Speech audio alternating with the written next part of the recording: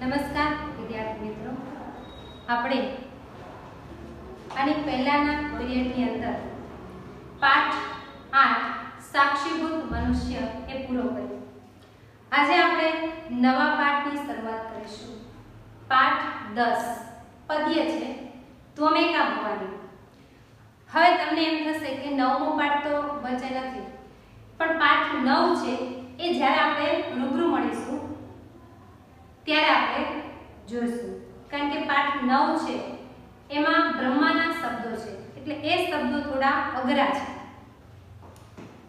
એટલે આપણે પાઠ 10 અને પદ્ય છે એટલે એની શરૂઆત કરીશું।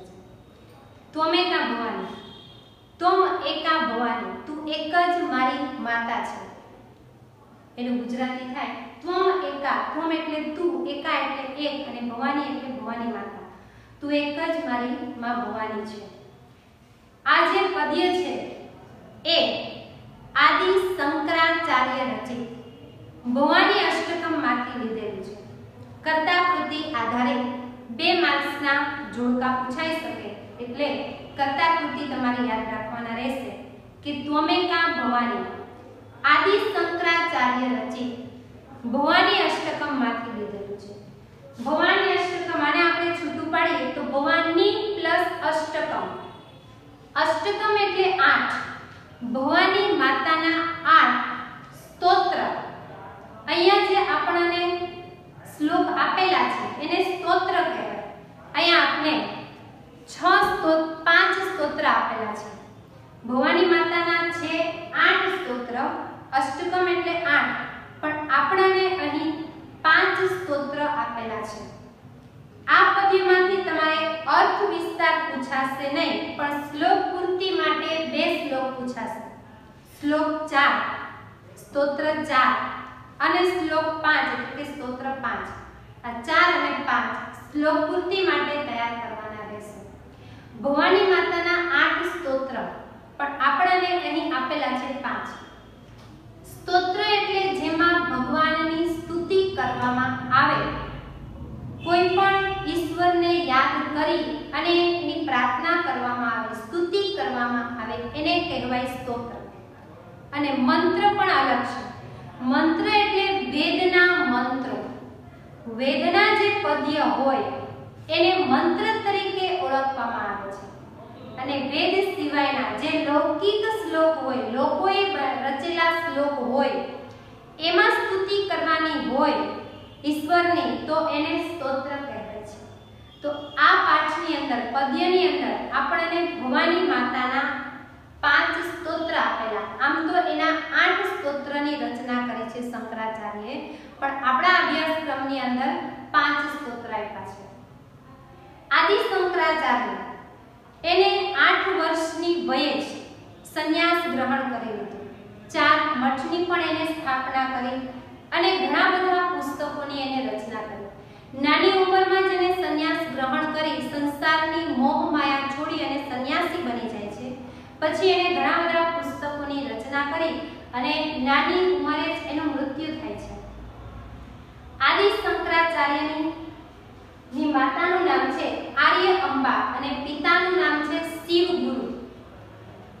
આ માતા આર્ય અંબા એને જ આદિ શંકરાચાર્યને ઉછેરીને મોટા કરે છે, કારણ કે નાનપણમાં જ એના પિતાનું મૃત્યુ થઈ જાય છે। એક વખત તો એવી ઘટના પણ બને છે કે શંકરાચાર્યને સંન્યાસી બનવું હોય, પણ એની માતા છે એ એને ઘર છોડવા નથી દેતી, કારણ કે એની માતા પાસે એનો એક પુત્ર જ હતો, એટલે એ ના પાડે છે કે આવડી નાની ઉંમરે તારે સંન્યાસ ગ્રહણ ન કરવું જોઈએ। ત્યારે એક નદીની અંદર ફસાઈને મગરના મુખમાં આવી જઈને માતા પાસેથી ધરા કે કહેડાવે છે કે હું આ મગરના મુખમાંથી તો જ નીકળી શકું કે જો તમે મને સંન્યાસ બનવાની પરવાનગી આપો તો જ। ત્યારે ગમે તેમ કરી અને માતા પાસેથી સંન્યાસ બનવાની પરવાનગી લઈ લે છે અને પછી એ નદીની બહાર નીકળે છે અને આ રીતે એ નાની ઉંમરે સંન્યાસ ગ્રહણ કરે છે અને ઘણા બધા ગ્રંથોની રચના કરે છે। આદિ શંકરાચાર્ય રચિત ભવાની અષ્ટકમના, ભવાની પ્લસ અષ્ટકમ એટલે 8 સ્તોત્ર, એમાંથી 5 સ્તોત્રમાં આપણે પહેલા શ્લોકની અંદર એવું કહે છે, ભવાની માતાના શરણે જવાની વાત કરે છે। આ આઠે સ્તોત્રની અંદર ભક્ત છે એ ભવાની માતાના શરણે જવાનું કહે છે। આ સંસારની તમામ મોહ માયા છોડી અને હે ભવાની માં, તું જ મારું શરણું છે અને તું જ મારી ગતિ છે। આ સંસારમાં મારે કોઈ સાથે સંબંધ નથી, હું કંઈ જાણતો નથી, હું ગમે તે જગ્યાએ હોઉં ત્યાં હે ભવાની માં તું મારી રક્ષા કરજે। એવા શ્લોક આ પાઠની અંદર આપ્યા છે। એમાં પહેલો જે શ્લોક છે એની અંદર સંસારના તમામ સંબંધો નથી। આ સંસારની અંદર આ પૃથ્વી પર મારે જે કાંઈ બધા સાથે સંબંધો છે એ કઈ સંબંધો હું જાણતો નથી અને હું તમારા શરણે આવ્યો છું। તમે જ મારું શરણું છે ને તમે જ મારી ગતિ છે, એવી પ્રાર્થના અહીં કરવામાં આવી છે। ભક્ત છે એ ભવાની માતાને એમ કહે છે કે મારે માતા નથી, પિતા નથી, ભાઈ નથી, બંધુ નથી, પત્ની નથી, નોકરી નથી, ધંધો નથી, આ કંઈ જ હું જાણતો નથી અને મારે આ પૃથ્વી ઉપર કોઈ જ સાથે સંબંધ નથી। હે ભવાની માં, તું મારું શરણું છે, તું મારી ગતિ છે। એવું એટલા માટે કહે છે કે માણસ જ્યારે આવે છે ત્યારે પણ એકલો જ આવે છે અને જાય છે ત્યારે પણ એકલો જ જાય છે, એની સાથે એનો કોઈ સંબંધ જતો નથી। અહીંયા એ બધા જ સંબંધો છોડી અને એકલા જ જવાનું હોય છે। એટલા માટે ભક્ત છે એ ભવાની માતાને એમ કહે છે કે આ બધા સંબંધો હું અહીંયા પૃથ્વી પર જ છોડી અને હું તમારા શરણે આવ્યો છું। એટલે એમ કહે છે કે મારે કોઈ સંબંધ નથી, તું મારી ગતિ છે અને તું મારું શરણું છે। એટલે એવો અર્થ નથી લેવાનો કે અત્યારે જે આપણે જેની સાથે સંબંધ છે એ નથી અને ભક્ત ભવાની માતાના અથવા ઈશ્વરના સંબંધ સાથે જોડાઈ જઈએ। અત્યારે જે આપણે સંબંધ છે એ તો નિભાવવાનો જ છે। જેની સાથે સંબંધ છે એ પાત્ર આપણે ભજવવાનું છે, નિભાવવાનું છે। આપણે અહીં નાટક ભજવીએ છીએ, એ આપણે આપણા કર્મ પ્રમાણે સારી નિષ્ઠાથી એ ભજવવું જોઈએ। પિતાનું હોય, પુત્રનું હોય, પુત્રીનું હોય, કોઈ પણ પાત્ર આપણે હોઈએ, જે પાત્ર તરીકે આપણે જ્યાં જઈએ ત્યાં આપણે આપણું કાર્ય છે નિષ્ઠાપૂર્વક પૂરું કરવું જોઈએ। પણ જ્યારે આ પૃથ્વી છોડી અને જવાનો જ્યારે વારો આવે છે ભવાની માતાના શરણે, ત્યારે એમ કહે છે કે જ્યારે મારે જવાનો વારો હોય ત્યારે હું આ બધા સંબંધો અહીં છોડી અને એકલો જ આવું છું। એટલે એમ કહે છે કે મારે પિતા નથી, માતા નથી, ભાઈ નથી, બંધુ નથી, દાતા નથી, આ તમામ સંબંધો હું અહીં છોડી અને હે ભવાની માં, હું તારા શરણે આવું છું, તું મારી ગતિ છે ને તું મારું શરણું છે। કારણ કે માણસ આવે છે તો એકલો અને જાય છે તો પણ એકલો જ, એટલા માટે એમ કરે છે। બીજો જે શ્લોક છે એ બીજો અને ત્રીજા શ્લોકની અંદર ભક્ત છે એ કંઈ જાણતો નથી એના માટેનો શ્લોક આપ્યો છે। ભક્ત છે એ ભવાની માતાને એમ કહે છે કે હું દાનને જાણતો નથી, કે દાન શું કહેવાય, ધ્યાન યોગને, તંત્ર, સ્તોત્ર, મંત્ર, પૂજા, ન્યાસ યોગ, પુણ્ય, તીર્થ, મુક્તિ, ભક્તિ, આ કંઈ જ હું જાણતો નથી અને હે ભવાની માં, હું તારા શરણે આવું છું, તું મારી ગતિ છે ને તું મારું શરણ છે। છેલ્લું જે વાક્ય છે પાંચ શ્લોકની આઠેય શ્લોકની અંદર સરખું છે। આપણે તો અહીં 5 જ સ્તોત્ર આવે છે પણ એ 8 સ્તોત્રની અંદર સરખું જ આવે છે કે હે ભવાની માં, તું મારું શરણું છે ને તું મારી ગતિ છે। ગુજરાતી પ્રશ્ન જવાબની અંદર પણ પૂછાઈ શકે કે ભક્ત છે એ કયા સંબંધોને, સ્વજનોને છોડવાની વાત કરે છે? તો માતા, પિતા, પુત્રી, નોકર, વિદ્યા, પત્ની, પુત્ર, આ તમામ સંબંધો છોડી અને ભવાની માતાના શરણે જવાની વાત કરે છે। ભક્ત છે એ શું નથી જાણતો, તો એના માટે શ્લોક 2 અને શ્લોક 3 આવશે કે ભક્ત છે દાન, ધ્યાન યોગ, તંત્ર, સ્તોત્ર, મંત્ર, પૂજા, ન્યાસ યોગ, પુણ્ય, તીર્થ, મુક્તિ, ભક્તિ, આ કંઈ જ જાણતો નથી અને ભવાની માતાના શરણે જવાની વાત કરે છે। તો પહેલો શ્લોક આપણે શબ્દસહ જોઈએ તો ન દાતો ન માતા, ન બંધુ ન દાતા, ન પુત્રો ન પુત્રી, ન ભૃત્ય ન ભર્તા, ન જાયા ન વિદ્યા, ન વૃત્તિર મમેવ, વૃત્તિ પ્લસ મમ પ્લસ એવ એમ સંધિ છૂટી પડશે।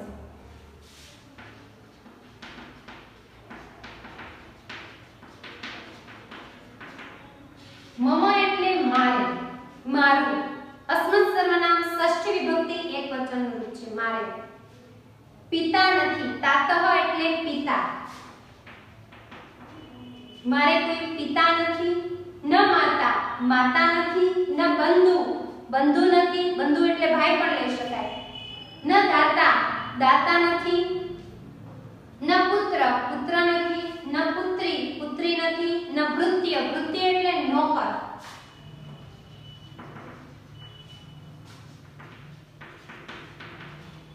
ન ભર્તા, ભર્તા એટલે સ્વામી, સ્વામી નથી. ન છાયા, છાયા એટલે પત્ની, પત્ની નથી. ન વિદ્યા, વિદ્યા નથી. ન વૃત્તિ, વૃત્તિ એટલે નોકરી અથવા ધંધો.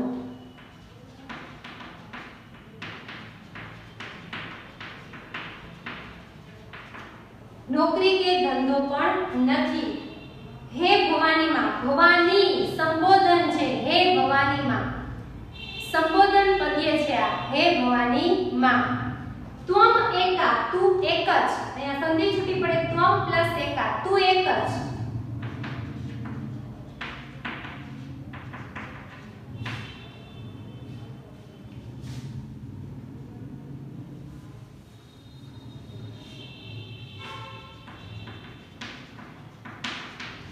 હે ભવાની માં, તું એક જ મારું શરણું છે. અહીંયા મારું એનું સંસ્કૃત આપેલું નથી, આપણે વચ્ચે લઈ લેવાનું કે હે ભવાની માં, તું એક જ મારું શરણું છે. ગતિની પ્લસ ત્વમ, એમાં આ સંધિ છૂટી પડશે બેયની અંદર. ગતિની પ્લસ ત્વમ. ગતિ એટલે શરણું, શરણ. હે ભવાની માં, તું એક જ મારું શરણું છે. ત્વમ ગતિ, તું. ગતિ એટલે શરણું, આશ્રય અને ગતિ પણ કહી શકાય. ગતિ, શરણું, આશ્રય ગમે તે લઈ શકાય. તું એક જ મારું શરણું છે, તું એક જ મારી ગતિ છે. બે વાર ગતિસ્ત્વમ ગતિસ્ત્વમ આપ્યું છે એટલે એકવાર આપણે ભાષાંતરમાં ગતિ લેશું અને એકવાર શરણું લેશું. હે ભવાની માં, તું એક જ મારું શરણું છે, તું જ મારી ગતિ છે. મારે કોઈ, મમ એટલે મારે, મારે કોઈ પિતા નથી, માતા નથી, બંધુ નથી, દાતા નથી, પુત્ર નથી, પુત્રી નથી, નોકર નથી, સ્વામી નથી, પત્ની નથી, વિદ્યા નથી, નોકરી કે ધંધો પણ નથી. હે ભવાની માં, ત્વમ એકા, તું એક જ મારું શરણું છે. ગતિ એટલે શરણું અથવા ગતિ અથવા આશ્રય. તું એક જ મારું શરણું છે, તું જ મારી ગતિ છે. ત્વમ એટલે તું જ મારી ગતિ છે. હે ભવાની માં, તું એક જ મારું શરણું છે અને તું જ મારી ગતિ છે. બીજો શ્લોક. ન જાનામિ દાનમ, હું દાનને જાણતો નથી. જાનામિ, મી પ્રત્યય વર્તમાન કાળ ઉત્તમ પુરુષ એકવચન. અહમ આપ્યું નથી પણ આપણે લઈ શકીએ. મી પ્રત્યય છે એટલે કે હું દાનને જાણતો નથી. ન ધ્યાન યોગ જાનામિ, હું ધ્યાન યોગને જાણતો નથી. ધ્યાન યોગ એટલે ધ્યાનનો યોગ, ષષ્ઠી તત્પુરુષ સમાસ થાય. હું દાનને જાણતો નથી, હું ધ્યાન યોગને જાણતો નથી. ન જાનામિ તંત્ર, હું તંત્રને જાણતો નથી. ન જાનામિ સ્તોત્ર મંત્ર, હું સ્તોત્ર અને મંત્રને જાણતો નથી. સ્તોત્ર અને મંત્ર બે અલગ છે. સ્તોત્ર અને મંત્ર એ સમાહાર દ્વંદ્વ સમાસ થશે. દ્વંદ્વ સમાસના ત્રણ પ્રકાર છે: ઇતરેતર, એકશેષ અને સમાહાર. આપણે આના આગળના જ પાઠની અંદર પુનિત અને સુનિત ઇતરેતર દ્વંદ્વ સમાસ જોઈ ગયા. બીજા પાઠમાં પણ શબ્દ આવ્યો હતો મત્સ્ય કુર્મા દયો, ઇતરેતર દ્વંદ્વ સમાસ. અને ત્રીજા પાઠની અંદર અહોરાત્રમ શબ્દ હતો. અહોરાત્રમ દિવસ અને રાત એ સમાહાર દ્વંદ્વ સમાસ છે. આમાં પણ સ્તોત્ર અને મંત્ર સમાહાર દ્વંદ્વ સમાસ છે. અનેથી છૂટું પડે, બે શબ્દો અનેથી છૂટા પડે અને છેલ્લે મ કોળો હોય ત્યારે સમાહાર દ્વંદ્વ સમાસ થાય. બે શબ્દો અનેથી છૂટા પડે અને છેલ્લે મ કોળો ન હોય તો એ ઇતરેતર દ્વંદ્વ સમાસ કહેવાય. આ રીતે યાદ રાખવાનું છે. નિયમ એનો આ રીતે છે કે બે શબ્દો અનેથી છૂટા પડે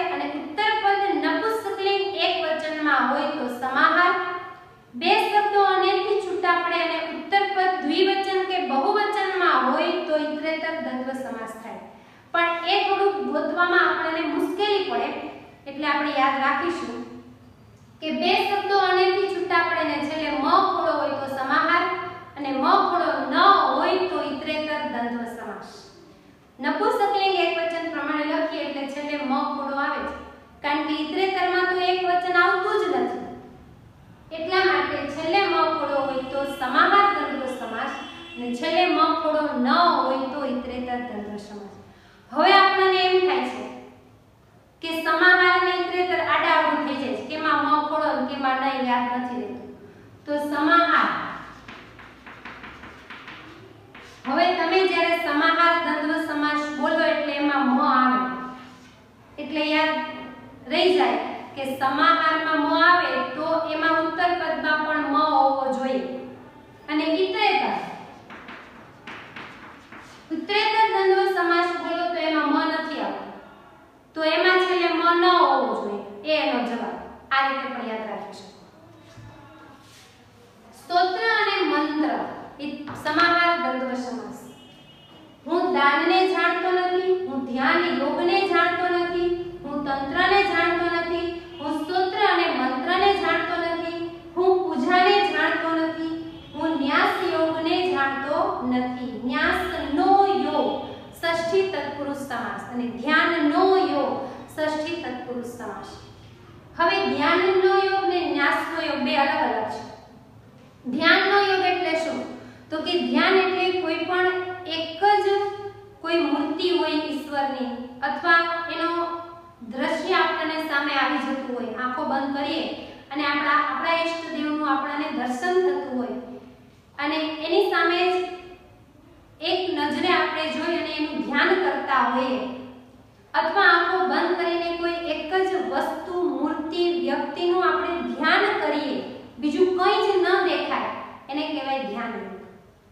અથવા તો કોઈ સામે આપણે મૂર્તિ રાખી દઈએ, કોઈ એવું ચિત્ર રાખી દઈએ અને એની સામે આપણે એક નજરથી જોઈ અને આમ તેમ ન જોઈએ અને એક જ દ્રશ્ય આપણને દેખાય તો એ ધ્યાન યોગ છે. ન્યાસ યોગ. ન્યાસ યોગ એટલે આપણા શરીરના અંગો દ્વારા જેમાં પૂજા કરવાની હોય એને કહેવાય ન્યાસ યોગ.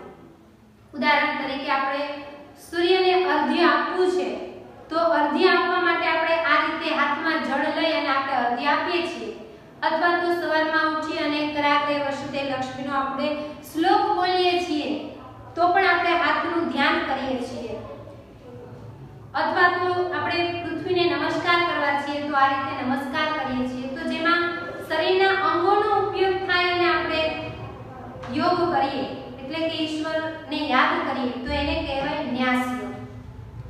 અને ધ્યાન યોગ એટલે એમાં શરીરના અંગો નહીં પણ આંખથી એક જ નજરે આપણે જોઈએ જે કોઈ મૂર્તિ અથવા ચિત્ર હોય એને કહેવાય ધ્યાન યોગ. સ્તોત્ર અને મંત્ર. એમાં સ્તોત્ર એટલે કે જેમાં લોકો દ્વારા રચાયેલા શ્લોક હોય અને એમાં ઈશ્વરની સ્તુતિ થતી હોય એને કહેવાય સ્તોત્ર. અને મંત્ર એટલે જેમાં મંત્ર દ્રષ્ટા ઋષિઓએ જે વેદની રચના કરી છે, જેમાં ઈશ્વરના શબ્દો છે, એ જે પદ્ય છે વેદના પદ્યને કહેવાય મંત્ર. એટલે સ્તોત્ર અને મંત્ર બે અલગ છે. તંત્ર. તંત્ર એટલે આપણે એવું સાંભળ્યું છે, જોયું નથી કે ભાઈ એવી કોઈ તાંત્રિક વિદ્યાઓ હોય કે વિદ્યાર્થી એ બીજા લોકોને ઘણું બધું નુકસાન પહોંચાડી શકતા હોય તો એ જે તાંત્રિક વિદ્યાઓ છે એને કહેવાય તંત્ર. તંત્ર મંત્ર જે આપણે કહીએ છીએ. પૂજા, જે સવારમાં ઉઠી અને આપણે ઈશ્વરની પૂજા અર્ચના કરીએ છીએ તો એ કંઈ જ આ જાણતો ભક્ત છે એ આમાંથી કંઈ જ જાણતો નથી. હું દાનને જાણતો નથી, હું ધ્યાન યોગને જાણતો નથી, હું તંત્રને જાણતો નથી, હું સ્તોત્ર અને મંત્રને જાણતો નથી, હું પૂજાને જાણતો નથી, ન્યાસ યોગને પણ જાણતો નથી. હે ભવાની માં, તું એક જ મારું શરણું છે અને તું જ મારી ગતિ છે. ત્યાર પછીનો શ્લોક એમાં પણ ભક્ત છે એ જાણતો નથી. શું? તો કે પુણ્ય. ન જાનામિ પુણ્ય, હું પુણ્યને જાણતો નથી. ન જાનામિ તીર્થ, હું તીર્થને જાણતો નથી. ન જાનામિ મુક્તિ, હું મુક્તિને જાણતો નથી. મુક્તિ એટલે મોક્ષ. માણસનું મૃત્યુ થાય અને પછી એને મોક્ષ મળે છે કે ફરી જન્મ લે છે કે શું છે એની અહીંયા વાત કરી છે મોક્ષ, મુક્તિ.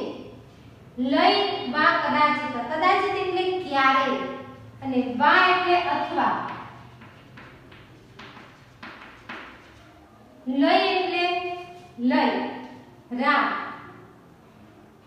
હું પુણ્યને જાણતો નથી, હું તીર્થને જાણતો નથી, હું મુક્તિ અથવા લીન થવા, લીન એટલે મગ્ન, એમાં રત થઈ જવું, મગ્ન થઈ જવું, લીન થઈ જવું, મુક્તિ અથવા લીન થવા અંગે, લયમ એટલે લીન, મગ્ન, મુક્તિ અથવા લીન થવા અંગે, કદાચિત એટલે ક્યારેય, ન જાણાવી એટલે જાણતો નથી, હું પુણ્યને જાણતો નથી, હું તીર્થને જાણતો નથી, હું મુક્તિ અથવા લીન થવા અંગે, મુક્તિ અથવા લીન થવા અંગે ક્યારેય ન જાણાવી જાણતો નથી.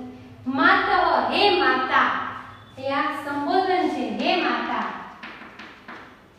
હું ભક્તિ અથવા વ્રતને, વા પ્લસ અપી એટલે અથવા અને અપી એટલે પણ, અને વળી એમ પણ કહી શકાય, અને વળી હું ભક્તિ અથવા વ્રતને પણ ન જાણાવી જાણતો નથી.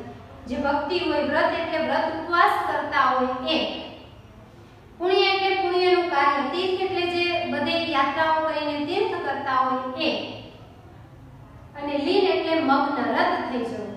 હું પુણ્યને જાણતો નથી, તીર્થને જાણતો નથી, હું મુક્તિ અથવા લીન થવા અંગે ક્યારેય જાણતો નથી.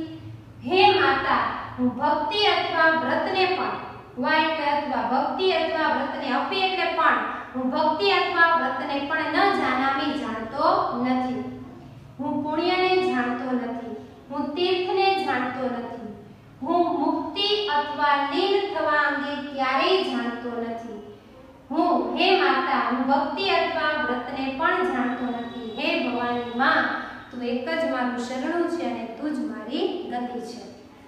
આપણે શ્લોક પૂર્તિની અંદર શ્લોક 4 અને 5 જ પૂછાય છે, એટલે આપણે આ શ્લોકનું શ્લોકગાન કરતા નથી.